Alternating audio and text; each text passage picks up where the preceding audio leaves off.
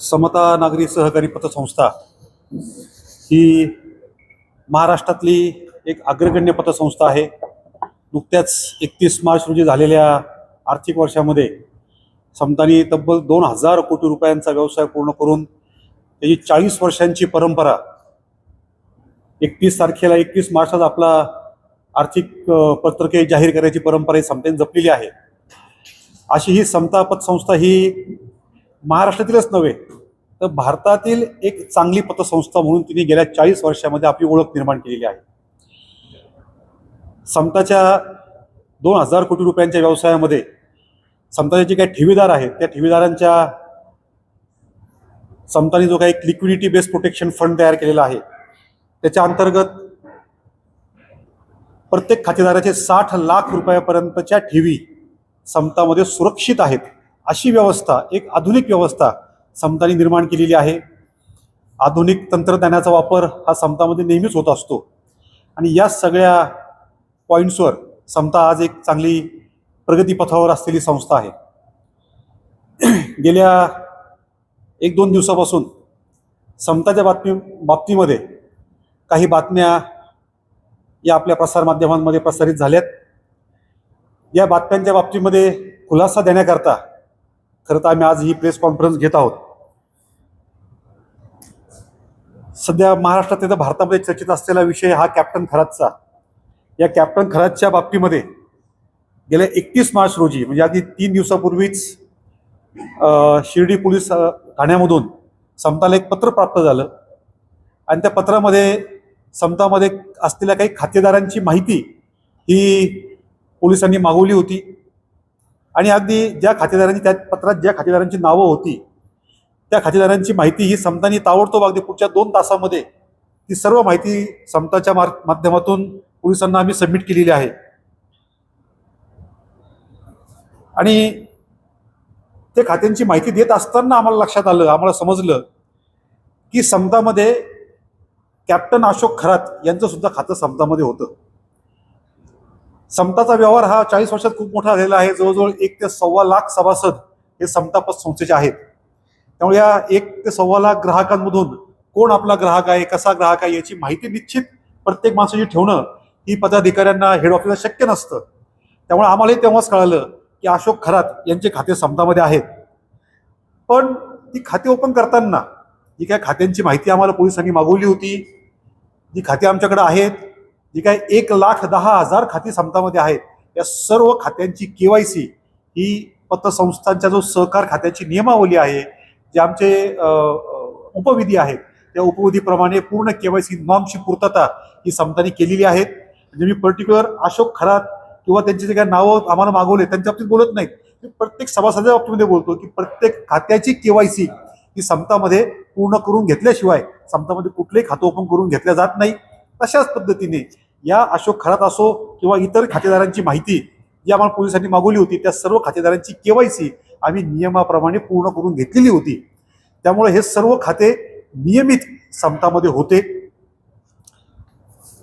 हे पूर्ण खाते कायदेशीर पद्धतीने समतामध्ये उघडण्यात आलेले होते आणि या सर्व खात्यांमध्ये साधारणतः मे 2021 पासून तर जानेवारी 2026 पर्यंत या सर्व खात्यांमध्ये व्यवहार चालू होते।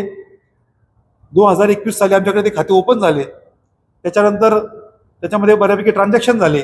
2026 मध्ये जानेवारीमध्ये या सर्व खात्यांमधले जे काही रकमा आहेत या ज्या त्या खातेदारांनी आपापल्या काढून घेतल्या। त्याच्यामागे त्यांचे काही वैयक्तिक कारणं असतील हे आम्हाला माहीत नाही, परंतु जानेवारीमध्ये त्यांनी सगळे आपले पैसे त्यातून काढून घेतले आणि त्याच्यानंतर या खात्यामध्ये काही व्यवहार राहिले नाही। आजच्या तारखेला पाहायला गेलं तर फक्त अशोक खरात हे जे आहेत, अशोक खरात आणि त्यांचे परिवार म्हणजे त्यांचे बायका मुलं जे असतील त्यांचे जे काही 3-4 खाते आमच्याकडे आहेत त्याच्यामध्ये साधारणतः 30 लाख रुपयापर्यंतचा बॅलन्स हा त्याच्यामध्ये आहे। ते खाते आम्ही फ्रीज सुद्धा करून ठेवलेले आहेत आणि खरं तर म्हणजे ही सगळी माहिती पोलिसांनी आम्हाला पत्र दिलं होतं की हे सगळ्या गोपनीय माहिती आहेत। या माहितीमुळं या माहितीचा बाहेर पब्लिश झाल्या त्याच्यामुळे आमच्या चौकशीवर परिणाम होऊ शकतो। त्यामुळे तुम्ही कुठल्याही स्वरूपाची जास्त माहिती ही तुम्ही बाहेर कोणाला देऊ नका। त्यामुळे मागच्या 2 दिवसापासून कोणालाही काही माहिती दिली नव्हती, परंतु आज जेव्हा जास्तच मीडियामध्ये विषय यायला लागला म्हणून आम्ही आमच्या खातेदारांना त्रास होऊ नये, कारण काय असतं की कुठल्याही एका आर्थिक संस्थेवर जर काही आरोप झाले तर ती एक आर्थिक संस्था अडचणीत येत नाही, त्या आर्थिक संस्थेमधील जे काही 1 ते 1.25 लाख ग्राहक असतात ते सर्व ग्राहक अडचणीमध्ये येतात. त्यामुळे आम्हाला आज ही प्रेस कॉन्फरन्स घेणं आम्हाला गरजेचं वाटलं, समताच्या बाबतीत खुलासा करणं गरजेचं वाटलं. परंतु कुठलीही जास्त अधिक गोपनीय माहिती, तपासाला त्रास होईल अशी कुठली गोपनीय माहिती आम्ही न सांगता ठराविक पद्धतीने आमचा खुलासा आम्ही आजच्या या प्रेस कॉन्फरन्समध्ये करत आहोत. माझी खरं तर सगळ्यांना विनंती आहे आपल्या मार्फत की कोणी सुद्धा खोट्या अफवा पसरू नका. ज्या अफवा पसरवल्या जात आहेत त्याच्यावर कोणी शहानिशा केल्याशिवाय विश्वास ठेवू नका.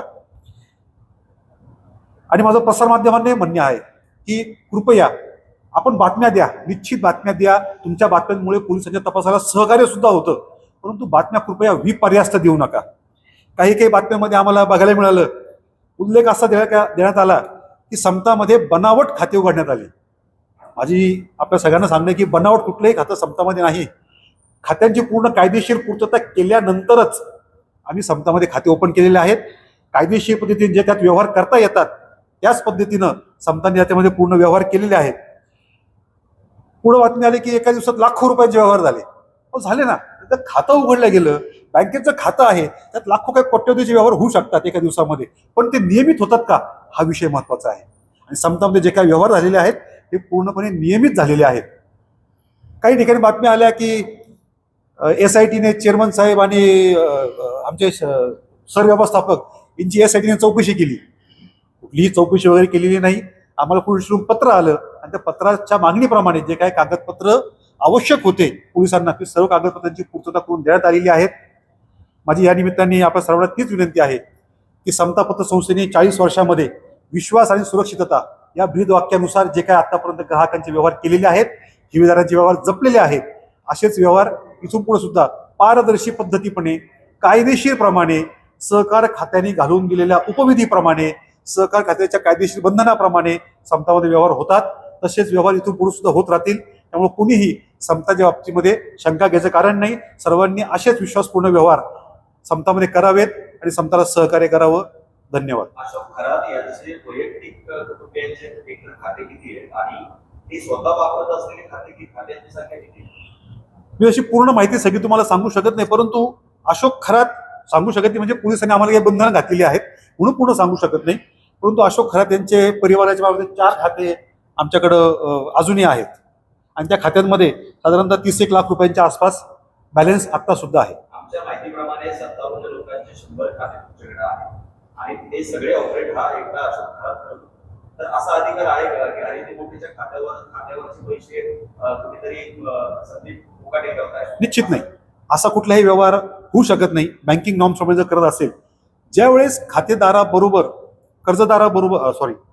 खातेदाराबरोबर कोणी आलेला असेल पण खातेदार समक्ष असेल, त्याची सही जर पडताळणी आम्ही करत असेल, खातेदाराकडून शहानिशा सगळी होत असेल तर त्या खात्यामध्ये आम्ही निश्चित व्यवहार करू शकतो. त्याच पद्धतीने नियमाप्रमाणे आम्ही पूर्णपणे हे व्यवहार केलेले आहेत. त्याला वारस, तोही प्रश्न सरांचा होता की त्याला वारस म्हणून खरा त्यांचेच नावं सगळ्या खातेदारांना होते. तर त्यात बेकायदेशीर असं काही नाही आहे. एक माणूस किती सुद्धा खातेदारांना वारस म्हणून राहू शकतो. त्याच्यामुळं त्यांनी वारस राहिलेले आहेत त्यांनी त्याची मागणी केली, त्याला खातेदारांनी संमती दिली, त्याच्यामुळे वारस म्हणून त्यांचं नाव आम्ही त्या ठिकाणी ठेवलेलं आहे.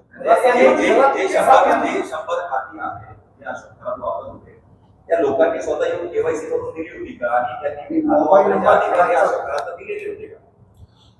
त्या सर्व खातेदारांची केवायसी ही पूर्णपणे केलेली होती.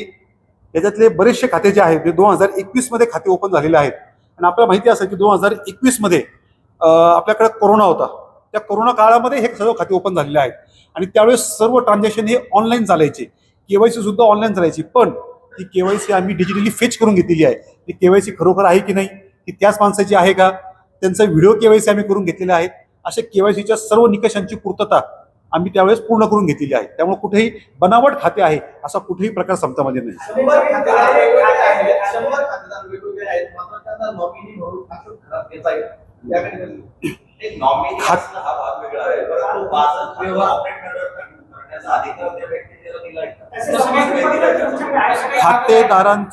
खातेदारांच्या विड्रॉल स्लिप आमच्याकडे आहेत, त्यांची सह्या करून आम्हाला दिलेल्या आहेत. बऱ्याचशा वेळेला खातेदार स्वतः पैसे काढण्याकरता आलेले आहेत. कुठेही अशोक खरात इथं पैसे काढायला आला अशातल्या त्या खात्यांमधला भाग नाही. मोबाईल सगळ्या खात्यांचा नाही, बऱ्याचशा खात्यांना मोबाईल नंबर एकच आहे, एक नाही जवळ 3-4 मोबाईल नंबर आहेत, ते कॉमन आहेत, ते 3-4 ठिकाणी कॉमन आहेत. तर त्यावेळेस खातेदारांनीच आम्हाला सांगितलेलं होतं की तुम्ही हे नंबर आमच्या खात्याला अटॅच ठेवावेत.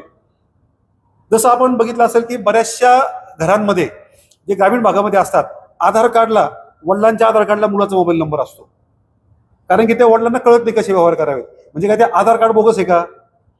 तसं नाही होत. त्यामुळे हे खाते जे आहेत, खातेदारांनी सांगितल्यावर आम्ही तसे अकाउंट ओपन झालेलं आहे.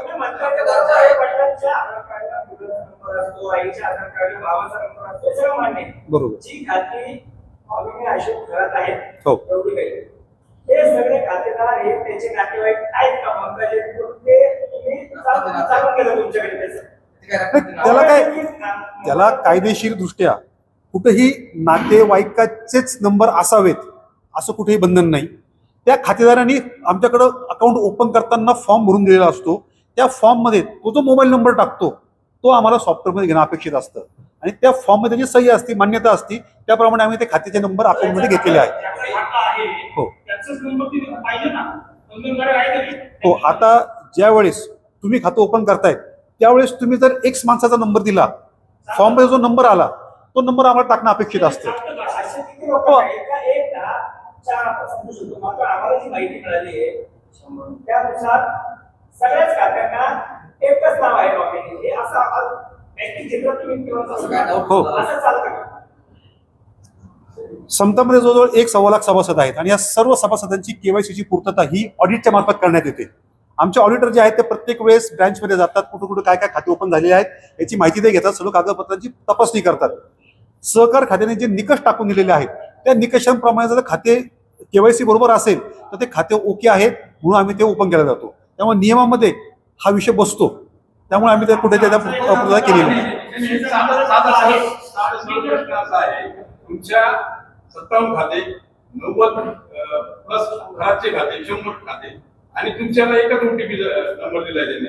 मग बँकेचे लक्षात येत नाही का हे काहीतरी आर्थिक गैरव्यवहार आहे, याच्यामध्ये काहीतरी काळा पैसा गोरा पैसा केला जातो. पैशाचा सोर्स कुठून आलेला आहे हे तपासणं हे काय बँकेचं काम नाही. पैसे आलेले त्याचं नियमित अकाउंटिंग ठेवणं, income tax department, police department यांनी जर मागितले, त्याची कधी चौकशी झाली तर ते आम्हाला देता आली पाहिजे, प्रूव्ह करता आली पाहिजे. हे बघणं, हे सांभाळणं हे संस्थेचं काम असतं, हे बँकिंगचं काम असतं.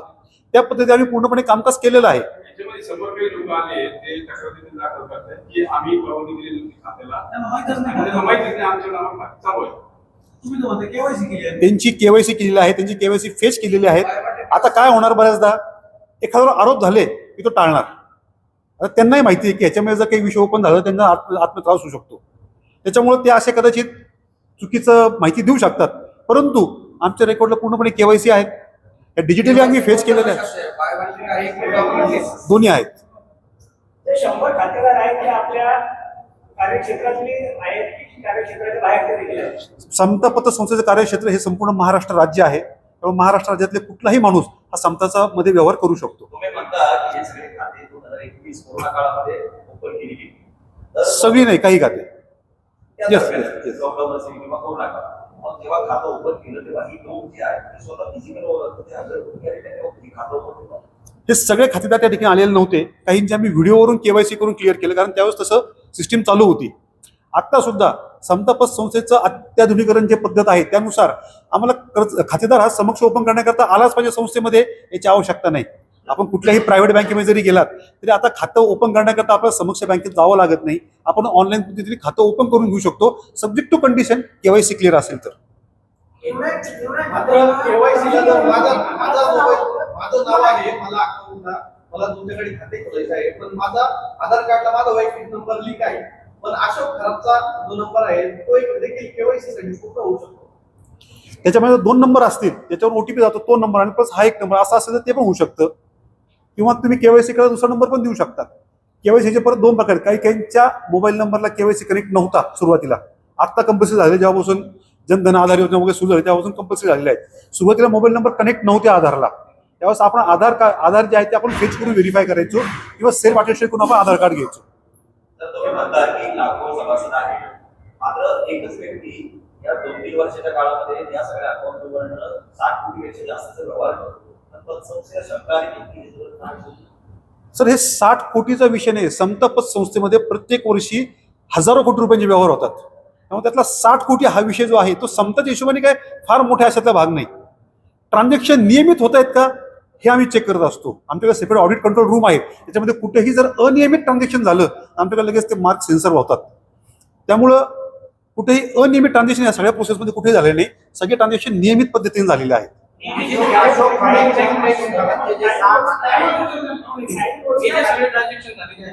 ऑनलाईन झालेले आहे की कॅश? काही ऑनलाईन आहेत, काही ऑफलाईन आहेत. ऑनलाईन झालेले कोणाच्या अकाउंट आहे किंवा काय? ती सगळी माहिती आम्ही पोलिसांना दिलेली आहे, कारण खाते उतारे सगळे पोलिसांकडे दिलेले आहेत. त्यामुळे त्यात पूर्ण माहिती लिंक सगळ्यासह गेलेली आहे. असं करत त्यांनी आले काय पतसंस्थेमध्ये कॅश काढून खाते ओपन करताना आलेले आहेत आणि कॅश काढायला आलेले आहेत. नॉमिनी लावण्यासाठी नातेवाईक असणं गरजेचं असतं. असं कुठे नियम नाहीये की तो नॉमिनीच लागला पाहिजे म्हणून. बँकिंग क्षेत्रामध्ये नॉमिनेशन घ्यावं, नॉमिनेशन फॉर्म तुम्ही मित्र म्हणून सुद्धा लिहू शकता. याच मित्राचा फायदा म्हणून खाती घेतलाय का संस्थेने? त्याच्यावर मी डायरेक्ट ओपनली बोलणं योग्य होणार नाही. तो अर्थ तुम्ही काढून घ्यावा. ज्या पद्धतीने तुम्ही म्हणताय की ट्रान्झॅक्शन झाले जास्त प्रोटेक्ट तुमचं लक्षात येईल. काही खाते असे आहेत की त्या खात्यामध्ये मोजके काही खात्यांमध्ये एका दिवसाला भरपूर रक्कम जमा व्हायची. तुम्हाला वाटतं नाही का ज्या एकच नॉमिनी असलेल्या व्यक्तीच्या एवढ्या खात्यात एकाच दिवशी अशा रक्कम पैसे येते एकाच दिवशी रक्कम जर मोठ्या प्रमाणात कॅशमध्ये आली कॅशमध्ये तर ते चुकीचं होऊ शकतं. परंतु रक्कम जर ट्रान्सफर आलेली असेल तर त्यात सुद्धा आलेली. येस, आता आलेली आहे का नाही हे मी ओपन बोलू शकत नाही. परंतु आमच्याकडे जी आलेली आहे ती मॅक्झिमम रक्कम ज्या मोठ्या रकमा आहेत या ट्रान्सफरनी आलेल्या आहेत. विड्रॉल पण एकाच दिवशी झालेत ना? एका दिवशी नाही झालेल्या आहेत, वेगवेगळ्या दिवशी विड्रॉल झालेले आहेत. ज्या दिवशी सीबीत एक व्यवहार झाला हा, त्या दिवशी विड्रॉल झालेले आहेत. कधी आता व्यवहार कधी झाले हे मला माहित नाही. परंतु विड्रॉल होताना जवळजवळ 8-10 दिवस ती प्रोसेस चाललेली. हे सगळं प्रकरण समोर आल्यानंतर समजा पत्र संस्थेने काय निर्णय घेतले ही जेवढी खाती आहेत त्या अशोक खराचे असतील वैयक्तिक त्याच्या फॅमिलीची आणि ते नॉमिनी असलेल्या खात्यांच्या संदर्भात काय निर्णय पत्र संस्थेने घेतले सगळे फ्रीज केले का? समता पत्र संस्थेने जेवढे पोलिसांनी आम्हाला खाते सांगितले ते सर्व खाते फ्रीज केलेले आहेत.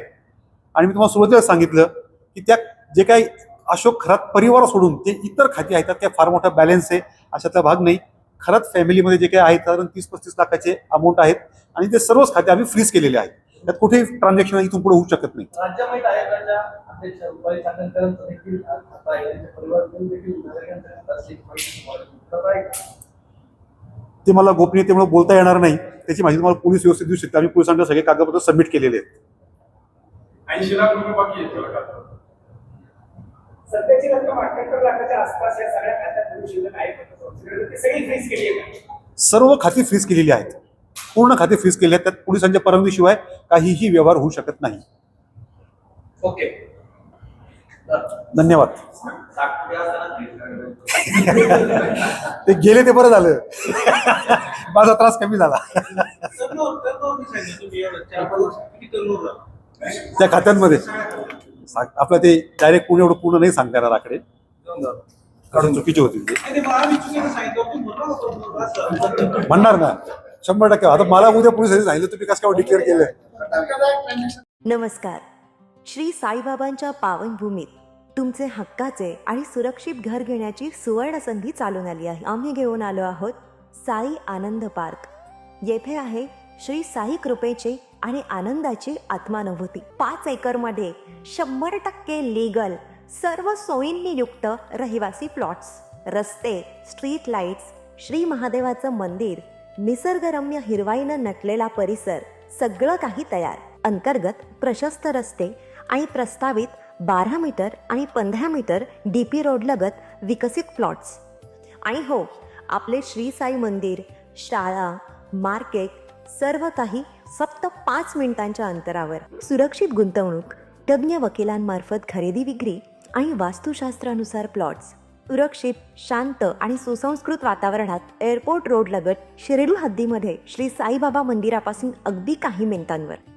साई आनंद पार्क म्हणजे आनंदाचं, विश्वासाचं आणि समाधानाचं ठिकाण. आजच बुकिंग करा.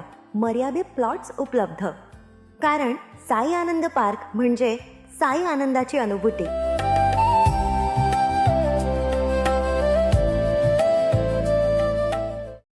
श्री साईंच्या नगरीत आपल्या स्वप्नातील घर साकार करण्याची सुवर्ण संधी. नामदार राधाकृष्ण विखे पाटील व डॉक्टर सुजय विखे पाटील यांच्या मार्गदर्शनाखाली साई इच्छा ग्रुपचे साई सीताई पार्क भव्य प्लॉट विक्री. प्रस्तावित थीम पार्क अगदी जवळ, प्रशस्त 30 फूट अंतर्गत रस्ता, दोन्ही बाजूंनी सुशोभित झाडे, ड्रेनेज व स्ट्रीट लाईटची उत्तम सोय, MSCB पोल कनेक्शन उपलब्ध, राहण्यासाठी अतिशय अनुकूल वृंदावन, बंधाऱ्याचा निसर्गरम्य परिसर, बस स्टॉप, शाळा, बँक फक्त 5 मिनिटांच्या अंतरावर आणि साईबाबा मंदिरापासून फक्त 10 मिनिटावर. मर्यादित प्लॉट्स उपलब्ध. आजच बुकिंग करा. संपर्क करा श्री जगन्नाथ गोंदकर पाटील 9507 75 75 55, श्री संदीप गोंदकर पाटील 99 22 66 56 37, तसेच श्री शुभम वेणुनाथ गोंदकर पाटील 97 67 06 66 85. पत्ता वृंदावन बंधाऱ्यालगत श्रीराम नगर, कणकुरी रोड, शिर्डी.